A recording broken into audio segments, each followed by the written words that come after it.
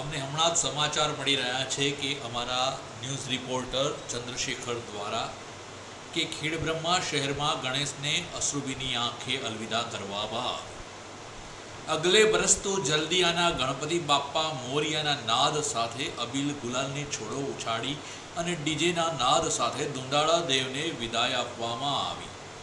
ખેડબ્રહ્મા શહેરમાં તેરાપંથ વિસ્તારના રહીશો દ્વારા ગણેશ વિસર્જન કરવામાં આવ્યું। જેનું સર્જન છે તેનું વિસર્જન પણ છે। તો કોણ છે?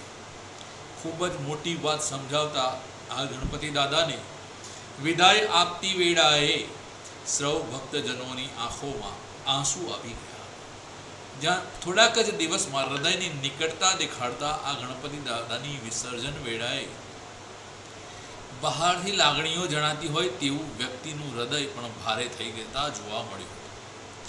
જો કે વિદાયના સમયે કોઈ અઘટિત ઘટના ન બને તે માટે ખૂબ જ સુરક્ષાભર્યા પગલાં લેવામાં આવ્યા હતા અને નદીના કિનારે ઓછા વ્યક્તિઓને લઈ જઈ અને ગણપતિ વિસર્જન કરવામાં આવ્યું હતું।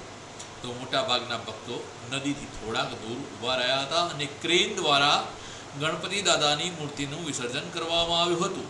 ખેડબ્રહ્મા શહેરમાં તેરાપંથ વિસ્તારમાં રહીશો દ્વારા ગણેશ વિસર્જન કરવામાં આવ્યાના સમાચાર અમારા સંવાદદાતા ચંદ્રશેખર ભાવસાર તરફથી મળી રહ્યા છે।